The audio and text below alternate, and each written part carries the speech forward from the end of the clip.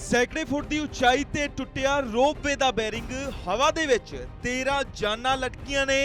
मौके ते चीक चिहाड़ा पै गया। ये तां 80 फुट की उचाई ते घंटियां तक हवा च फसियां रहियां 13 जाना हेठ लियाउण दे लई रस्सियां की मदद दे नाल बचाव कार्य किया गया। तां तस्वीरां तुहानूं दिखा रहे हैं रोपवे दियां ने, जिस इस ट्रॉली दे अंदर 13 जाना फसियां हुई सी, जिस दे विच दस्सिया जा रहा है कि 6 स्कूली बच्चे ते 6 विदेशी जिहड़े सैलानी ने, जिहड़े कि पहाड़ घुम्मण आउंदे ने, मौज मस्ती करन आउंदे ने, वो इस ट्रॉली अंदर फसे रह गए।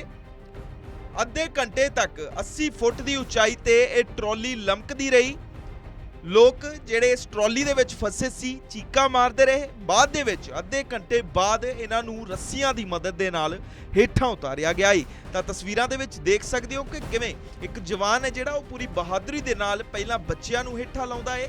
ਬਾਅਦ ਦੇ ਵਿੱਚ ਜਿਹੜੇ ਵਿਦੇਸ਼ੀ ਸੈਲਾਨੀ ਨੇ, ਜਿਹੜੇ ਕਿ ਨੈਨੀਤਾਲ ਘੁੰਮਣ ਆਏ ਸੀ, ਪਹਾੜ ਘੁੰਮਣ ਆਏ ਸੀ, ਉਹਨਾਂ ਨੂੰ ਹੇਠਾਂ ਉਤਾਰਿਆ ਗਿਆ ਹੈ। ਤਾਂ ਤਸਵੀਰਾਂ ਨੈਨੀਤਾਲ ਦੀਆਂ ਨੇ, ਜਿੱਥੇ ਅੱਧੇ ਘੰਟੇ ਬਾਅਦ ਟਰਾਲੀ ਵਿੱਚ ਸਵਾਰ ਯਾਤਰੀਆਂ ਨੂੰ ਬਾਹਰ ਕੱਢਿਆ ਗਿਆ ਹੈ। ਦੱਸ ਦਈਏ ਕਿ ਤਕਨੀਕੀ ਨੁਕਸ ਦੇ ਕਾਰਨ ਰੋਪਵੇ ਵਾਲੀ ਟਰਾਲੀ 80 ਫੁੱਟ ਦੀ ਉਚਾਈ ਤੇ ਅਚਾਨਕ ਰੁਕ ਗਈ।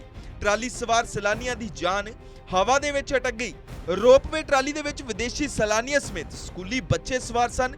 80 ਫੁੱਟ ਦੀ ਉਚਾਈ ਤੇ ਫਸੇ ਵਿਦੇਸ਼ੀ ਸੈਲਾਨੀਆਂ ਤੇ ਸਕੂਲੀ ਬੱਚਿਆਂ 'ਚ ਹਾਹਾਕਾਰ ਮਚ ਗਈ, ਰੌਲਾ ਪੈ ਗਿਆ, ਲੋਕ ਇਕੱਠੇ ਹੋ ਗਏ। ਤਾਂ ਰੋਪਵੇ ਪ੍ਰਬੰਧ ਨੇ ਬਚਾਅ ਕਾਰਜ ਸ਼ੁਰੂ ਕਰ ਦਿੱਤਾ, ਜਿਸ ਤੋਂ ਬਾਅਦ ਟੀਮ ਨੇ ਰੱਸੀਆਂ ਦੀ ਮਦਦ ਦੇ ਨਾਲ ਇੱਕ ਇੱਕ ਕਰਕੇ ਸਾਰੇ ਯਾਤਰੀਆਂ ਨੂੰ ਬਚਾ ਲਿਆ।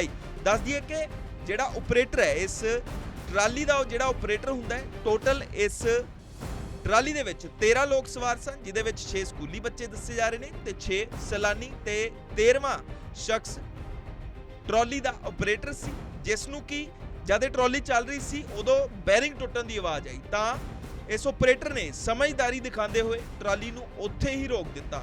ਜੇਕਰ ਟਰਾਲੀ ਅੱਗੇ ਵਧਦੀ ਤਾਂ ਵੱਡਾ ਨੁਕਸਾਨ ਹੋ ਜਾਣਾ ਸੀ, ਜਾਨਾਂ ਵੀ ਜਾ ਸਕਦੀਆਂ ਸਨ ਤੇ ਜਿਹੜੀ ਟਰਾਲੀ ਹੈ ਉਹ ਕਈ ਫੁੱਟ ਉੱਚੇ ਤੋਂ ਹੇਠਾਂ ਨੂੰ ਡਿੱਗ ਸਕਦੀ ਸੀ। ਤਾਂ ਸਮਝਦਾਰੀ ਕਰਕੇ ਜਾਨਾਂ ਬਚ ਗਈਆਂ ਨੇ।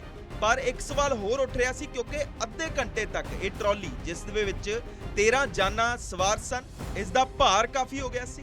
ਤਾਂ ਅੱਧੇ ਘੰਟੇ ਤੱਕ ਇਹ ਇੱਕ ਰੱਸੀ ਦੇ ਸਹਾਰੇ, ਇੱਕ ਪਤਲੀ ਜੀ ਰੱਸੀ ਦੇ ਸਹਾਰੇ ਹਵਾ ਦੇ ਵਿੱਚ ਲਟਕਦੀ ਰਹੀ, ਜਿਸ ਤੋਂ ਬਾਅਦ ਗੱਲਾਂ ਇਹ ਵੀ ਆ ਰਹੀਆਂ ਸੀ ਸਾਹਮਣੇ ਕਿ ਟੁੱਟ ਸਕਦੀ ਹੈ। ਪਰ ਜਿਹੜੇ ਪ੍ਰਬੰਧ ਨੇ ਇਸ ਟਰਾਲੀ ਰੋਪਵੇ ਦੇ, ਉਹਨਾਂ ਦੇ ਵੱਲੋਂ ਜਲਦੀ ਤੋਂ ਜਲਦੀ ਬਚਾਅ ਕਾਰਜ ਕੀਤਾ ਗਿਆ। ਅੱਧੇ ਘੰਟੇ ਬਾਅਦ ਆ ਜਿਹੜੇ ਲੋਕ ਇਹਦੇ ਵਿੱਚ ਫਸੇ ਸਨ, ਜਿਹੜੀਆਂ ਜਾਨਾਂ ਇਹਦੇ ਵਿੱਚ ਫਸੀਆਂ ਸਨ, ਉਹਨਾਂ ਨੂੰ ਬਾਹਰ ਕੱਢ ਲਿਆ ਗਿਆ ਤਾਂ ਰੱਸੀ ਦੇ ਸਹਾਰੇ ਰੈਸਕਿਊ ਆਪਰੇਸ਼ਨ ਕੀਤਾ ਗਿਆ। ਤਾਂ ਦੱਸ ਦਈਏ ਕਿ ਜ਼ਮੀਨ ਤੇ ਸੁਰੱਖਿਆ ਉਤਰਨ ਤੋਂ ਬਾਅਦ ਬੱਚਿਆਂ ਤੇ ਵਿਦੇਸ਼ੀ ਸੈਲਾਨੀਆਂ ਨੇ ਸੁੱਖ ਦਾ ਸਾਹ ਲਿਆ।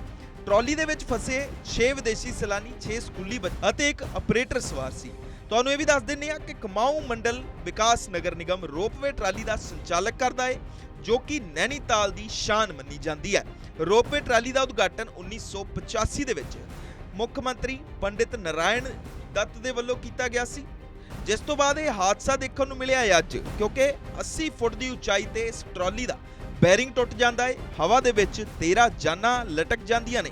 2019 ਵਿੱਚ ਵੀ ਟਰਾਲੀ ਵਿੱਚ ਸਵਾਰ 10 ਯਾਤਰੀਆਂ ਨੂੰ 1 ਘੰਟੇ ਤੱਕ ਹਵਾ ਵਿੱਚ ਝੂਲਣਾ ਪਿਆ ਸੀ।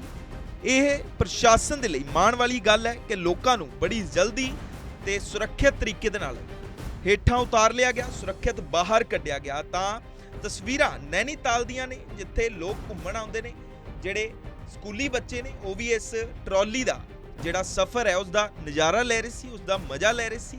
ਤਾਂ ਰਾਹ ਦੇ ਵਿੱਚ ਜਦ ਇਹ ਟਰਾਲੀ ਜਾ ਰਹੀ ਹੁੰਦੀ ਹੈ ਆਪਣੀ ਮੰਜ਼ਿਲ ਦੀ ਤਰਫ, ਤਾਂ ਰਾਹ ਦੇ ਵਿੱਚ ਇਸ ਟਰਾਲੀ ਦਾ ਇੱਕ ਬੈਰਿੰਗ ਟੁੱਟ ਜਾਂਦਾ ਹੈ। ਬੈਰਿੰਗ ਟੁੱਟਦਾ ਹੈ ਤਾਂ ਜਿਹੜਾ ਆਪਰੇਟਰ ਹੈ, ਟਰਾਲੀ ਦਾ ਆਪਰੇਟਰ ਹੈ, ਰਾਹ ਦੇ ਵਿੱਚ ਇਸ ਟਰਾਲੀ ਨੂੰ ਰੋਕ ਦਿੰਦਾ ਹੈ।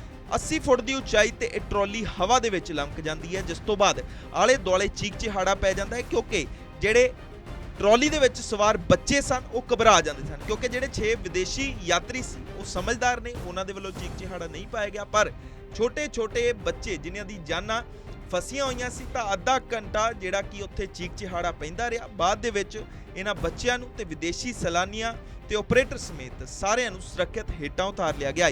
ਆਓ ਇਸ ਉੱਪਰ ਪ੍ਰਸ਼ਾਸਨ ਦਾ ਕੀ ਕਹਿਣਾ ਹੈ ਉਹ ਵੀ ਜਾਣ ਲੈਂਦੇ ਹਾਂ।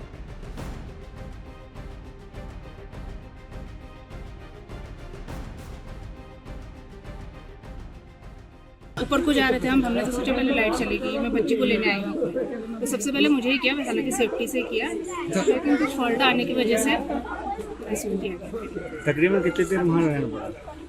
20 मिनट तो हो ही गया था। 20 मिनट बाद थोड़ा सा नीचे, ऊपर की ट्रॉली थोड़ा नीचे लाई। फंस चुके हैं। मैं बच्चे लेने ऊपर गई हुई थी, थोड़ी देर में वहाँ बैठी, मैंने सोचा लाइट चलेगी होगी, फिर मैंने उनसे पूछा, ट्रॉली अटकी हुई थी, मैंने उनसे पूछा ये चलेगी नहीं, उन्होंने कहा नहीं ये ख़राब हो चुकी है, नीचे भी ट्रॉली अटकी हुई है, तो वहाँ से बच्चों को रेस्क्यू कर रहे हैं, तो आप वहाँ से ले लीजिए। हुआ यूं कि 3:30 बजे के आसपास जब ये ट्रॉली ऊपर को जा रही थी तो हमें अचानक से एक नीचे काउंटर वेट है हमारा जहाँ से सारा ऑपरेट होता है, वहाँ से हमें एक आवाज़ आई, मैकेनिकल साउंड आई। तो हमने जब चेक किया तो हमने पाया कि बैरिंग टूट चुका था, बैरिंग की आवाज़ थी वो। इस वजह से सेफ्टी साइड रह के हमने प्रिकॉशनरी बेस पे पैसेंजर ट्रॉली वहीं पे रोक दी और पैसेंजरों को रेस्क्यू कर लिया। इसमें कौन कौन लोग थे? इसमें सर 6 टूरिस्ट थे, 1 रेगुलर था जो ऊपर रहते हैं स्नो व्यू में, और 4-5 स्कूल के बच्चे थे।